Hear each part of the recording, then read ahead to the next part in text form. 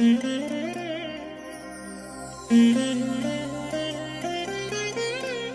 దినం పరము నుండి దిగివచ్చు మాట. ఇది నీ జీవితానికి వెలుగుల బాట. నీ ఒడిలో ఉంచబడిన దీవెనల మూట, అద్భుతాల ఆనంద ఊట. జనవరి 4 సంవత్సరమంతా మీరు బైబిల్ చదువు ముగించడానికి ఈరోజు మీరు చదవలసిన లేఖన భాగము ఉదయం ఆదికాండం 10, 11 మరియు 12 అధ్యాయములు, సాయంత్రం మత్తయి సువార్త 4వ అధ్యాయము. ప్రియమైన దేవుని బిడ్డలారా, ఈ ఉదయకాల సమయంలో ప్రభు యొక్క కృప మీకు తోడైనగాక. ఎలా ఉన్నారు? బాగున్నారు కదూ? దేవుని ప్రశస్తమైనటువంటి వెలుగు మీ మీద ప్రకాశించి ఈ దినమంతా కూడా మీరు దైవికమైనటువంటి కృపలో వర్ధిల్లాలని, ఆయన వెలుగులో మీరు నడవాలని నేను మీ కొరకు ప్రభువుని ప్రార్థిస్తున్నాను. ఈ నూతన సంవత్సరంలో ప్రియ దేవుని బిడ్డలారా, ఆయన యొక్క అద్భుతమైన హస్తం మీకు తోడుగా ఉండి మిమ్మల్ని నడిపించడం మీరు కోరుకొనండి.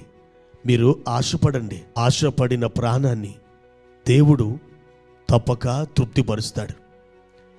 దేవుని బిడ్డలారా, ఈ ఉదయకాల సమయంలో ప్రభువారు మనకిచ్చిన ఒక వాక్య భాగాన్ని చదువుకుందాం. ద్వితీయోపదేశకాండం 7వ అధ్యాయము 17 నుండి 19 వచనాలు. ఈ జనములు నాకంటే విస్తారముగా ఉన్నారు, నేను ఎట్లు వారిని వెళ్ళగొట్టగలనని నీవు అనుకొందువేమో. వారికి భయపడకుము. నీ దేవుడని యెహోవా ఫరోకును ఐగుప్తు దేశమంతటికిని చేసిన దానిని, అనగా నీ దేవుడని యెహోవా నిన్ను రప్పించినప్పుడు నీ కన్నులు చూచిన ఆ గొప్ప శోధనలను, సూచక క్రియలను, మహత్కార్యములను, బాహుబలమును, చాచిన చేతిని బాగుగా జ్ఞాపకం చేసుకొనుము. నీకు భయం పుట్టించుచున్న ఆ జనులకందరికీ నీ దేవుడని యెహోవా అలాగే చేయును. ప్రియమైన దేవుని బిడ్డలారా, మోషే గారు మోయాబు అరణ్య మైదానములో ఉన్నప్పుడు తన యొక్క అంతిమ వీడ్కోలు ఉపదేశాన్ని లక్షలాది మంది ఇజ్రాయేలు ప్రజలకు అతడు ఉపదేశిస్తూ ఈ మాటలు ప్రకటిస్తున్నాడు. ఓ ఇశ్రాయేలీలారా, మీరు యోర్దాను నది దాటి కనాను దేశంలోకి మీరు వెళ్తున్నారు. అక్కడ అనాకీల వంశస్థులు, ఇదిగో నెఫీలులు అనబడినటువంటి వాళ్ళు ఉన్నారు. వారిని చూచి మీరు ఏమాత్రం భయపడవద్దు. అమోరీయులు, గిర్గాషీలు, హిత్తీయులు, యోబూసీలు, హివ్వీయులు, కనానీయులు, ఇలాంటి జాతుల వారు ఎలాంటి బలవంతులు మీరు చూడొద్దు. ఎందుకనంటే గతంలో దేవుడు ఐగుప్తు దేశంలో ఫరోకి, అతని యొక్క సేవకులకు దేవుడు ఏం చేశాడో మీ కనులారా మీరే చూచారు కదా. కాబట్టి మీరు వెళ్ళబోతున్న ఆ కనాను దేశంలో ఉన్నటువంటి ఆ పరిస్థితులను బట్టి మీరు భీతిల్లవద్దు, మీరు భయపడవద్దు. లోగడ దేవుడు తన హస్తాన్ని చాపి మీ కొరకు ఆయన ఏం చేశాడో వాటిని జ్ఞాపకం చేసుకొనండి అంటూ మోషే ఇశ్రాయేలు ప్రజల్ని హెచ్చరించి వారిని పురుకొల్పుతున్నాడు. నా ప్రియమైన దేవుని బిడ్డలారా, ఈ 2026వ సంవత్సరంలో మీ జీవితంలో ఏం జరగబోతుందోనని ఆందోళన చెందుతున్నారా? పరిస్థితులు మారవేమో అని మీరు కలవరం పడుతున్నారా? ఏమాత్రం అలాంటి భయానికి, నిరుత్సాహానికి మీరు చోటు ఇవ్వవద్దు.